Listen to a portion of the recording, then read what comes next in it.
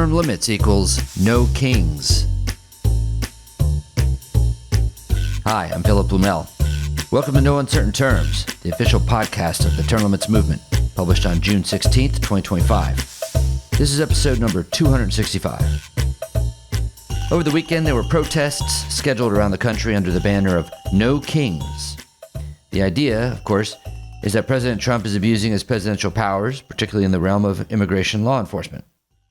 Now, as you can imagine, abstracting from the partisan aspects of this, U.S. term limits is all about limiting the abuse of political power. No kings. Absolutely. Now, what is a king? According to Merriam-Webster, it is the, quote, male monarch of a major territorial unit, especially one whose position is hereditary and rules for life. And what provision, more than any other in the U.S. Constitution, guarantees that the United States will never have a king? You know it. It's the 22nd Amendment. Presidential term limits. Ratified in 1951, the 22nd Amendment limits presidents to 2 terms in office, whether consecutive or non-consecutive. This ensures that no individual can hold the nation's highest office indefinitely, accumulating power and influence to the point of resembling a monarch. The amendment was a direct response to Franklin D. Roosevelt's unprecedented and very king-like 4-term presidency. By setting a clear limit, the 22nd Amendment guarantees that the presidency will not become a throne. No kings. Next, the cell door has slammed shut on someone who once resembled a king, Michael Madigan, the longest-serving state House Speaker in U.S. history. The former Illinois House Speaker, Michael Madigan, age 83, was sentenced to 90 months, over 7 years, on Friday for his February conviction on 10 corruption-related counts. He's also on the hook for a $2.5 million fine and 3 years supervised release after he serves his prison term, at which time Madigan will be over 90 years old. So, what lessons can we glean from the fall of Illinois' most powerful politician after his 50 years in office? Let's harken back to an episode of the No Uncertain Terms podcast in 2022 when the indictment was announced, and I discussed it with Nick Tomboulides, the executive director of USTL. Hey, Nick. Hello, hail to the king, King Madigan. Oh, yes, indeed. Well, not so much anymore. No, after 25 terms in office in the House of Representatives of the state of Illinois, it looks like his next term is going to be spent in prison. You've heard the news. That's right. Yeah, he is joining the Orange Jumpsuit Caucus, along with many of his career politician peers. It was long in coming. I can't believe it only took 50 years to figure out that Michael Madigan, the Speaker of the Illinois House, the guy who serves the great city of Chicago, it only took 50 years to figure out that he was corrupt. Can't believe Well, he might not have been corrupt the whole 50 years, you know. I mean, usually you don't go to office being corrupt. It takes a while. You have to get ingrained. You have to see the opportunity. You have to get filled with arrogance and hubris. And at some point over that 50-year period, probably within the first decade, he reached that point. And, you know, he spent 36 years as Speaker, where he had the opportunity to push people around. And of course, this is what he's going to jail for. Well, you know, he pled not guilty, but... Yeah, it's a 106-page, 22-count federal indictment. It includes bribery, racketeering, the whole nine. And what the prosecutors say is this actually covers the last 10 years of Madigan's career. They say he was using his office to lead a criminal enterprise for political benefit, using his elected position to further the goals of the criminal enterprise. That's just the last 10 years. We don't even know what he was doing in the 40 years before that. There could have been all kinds of criminal activity the FBI didn't know about. But yeah, this investigation, this indictment focuses on just the last 10 years. Right. Well, his regime has been characterized by using the power of his office to steer work to his firm and to get cronies of his hired. And not all of these things might have been illegal. But even outside of the illegal counts, there's no question that this has been a old-fashioned political machine of the type that you don't see anymore in this precise fashion, but somehow Chicago never grew out of it, and until now.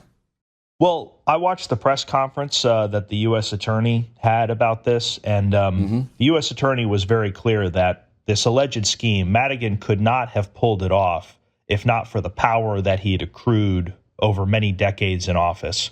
It was essential that he was a 50-year state representative. It was essential that he was the Speaker of the House for 36 years. And it was also mentioned that he's been the longtime chairman of the Illinois Democratic Party. That was a huge part of it, too. Madigan controlled everything. Illinois. He was the puppet master. He was using this position basically as a license to print money for his law firm. You know, he would get people elected and appointed to all sorts of different positions across the state of Illinois. Some of those were property appraisers. And if you wanted to do a property tax appeal, you know, if you had a skyscraper or something and you wanted to reduce your tax liability, you would have to hire Madigan and his firm to handle that appeal for you if you wanted to be successful.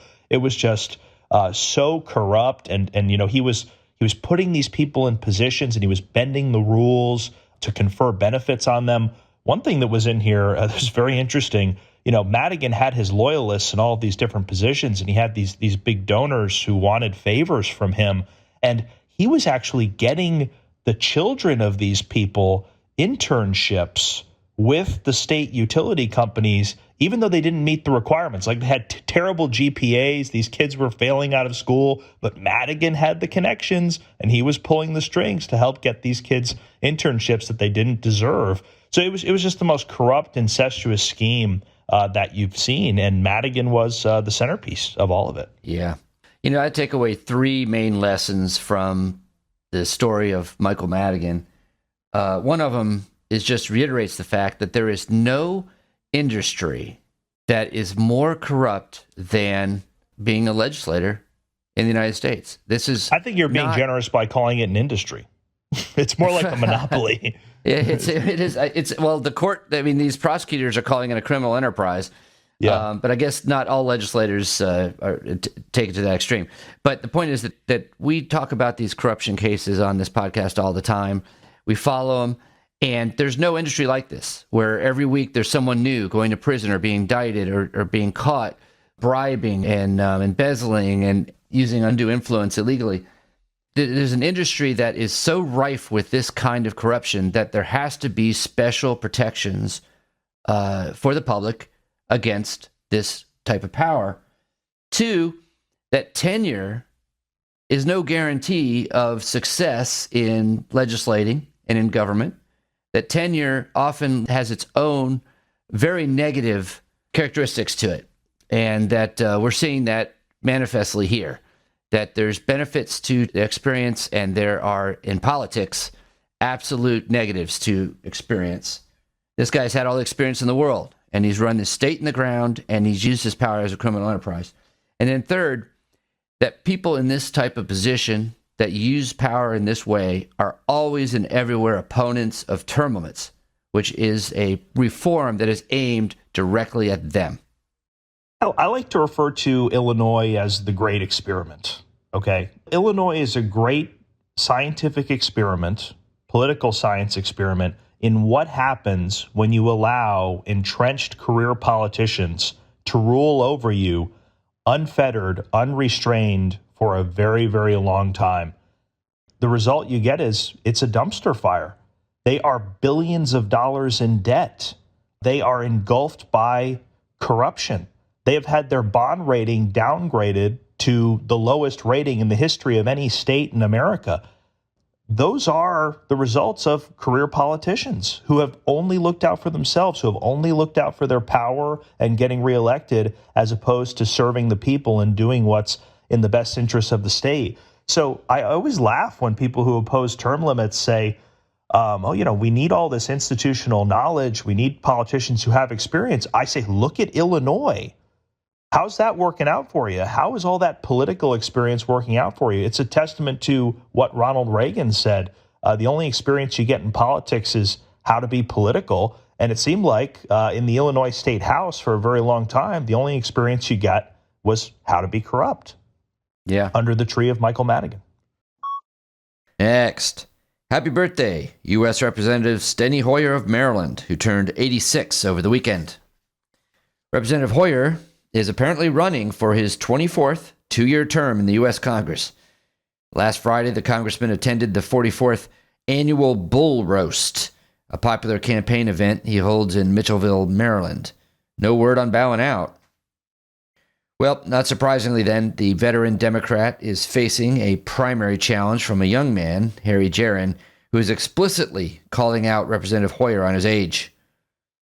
More importantly than that, last week, Jaron signed the U.S. term limits pledge to co-sponsor and vote for the U.S. term limits congressional amendment that is introduced in the House each year. Previously, Republican candidate Jordan Eversley also signed the pledge, demonstrating the bipartisan support for the reform in this race. Harry Jaron, 35, is a volunteer firefighter and emergency services consultant who issued a campaign video this year asking the question, "Do you really think that Steny Hoyer, at 89 years old, is the best person to represent us?" Representative Hoyer would be nearly 89 at the end of his next term. He won his first seat in Congress back in 1981 in a special election, and from 2003 to 2023 was the second-ranking House Democrat behind Representative Nancy Pelosi. He served as House Majority Leader from 2007 to 2011, and again from 2019 to 2023. Just like Pelosi, he stepped down from leadership, but not from Congress.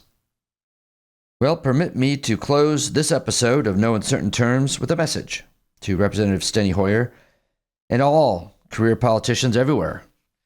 No kings. Like the show? You can help by subscribing and leaving a 5-star review on both Apple and Spotify. It's free. Thanks for joining us for another episode of No Uncertain Terms. The term limits convention bills are moving through the state legislatures. This could be a breakthrough year for the term limits movement. To check on the status of the term limits convention resolution in your state, go to termlimits.com/takeaction. There, you will see if it has been introduced and where it stands in the committee process on its way to the floor vote. If there's action to take, you'll see a Take Action button by your state. Click it. This will give you the opportunity to send a message to the most relevant legislators, urging them to support the legislation. They have to know you are watching. That's termlimits.com/takeaction. If your state has already passed the term limits convention resolution, or the bill's not been introduced in your state, you can still help. Please consider making a contribution to U.S. term limits. It is our aim to hit the reset button on the U.S. Congress, and you can help. Go to termlimits.com/donate. termlimits.com/donate. Thanks. We'll be back next week. Find us on most social media at US Term Limits. Like us on Facebook, Twitter, YouTube, Instagram, and now LinkedIn.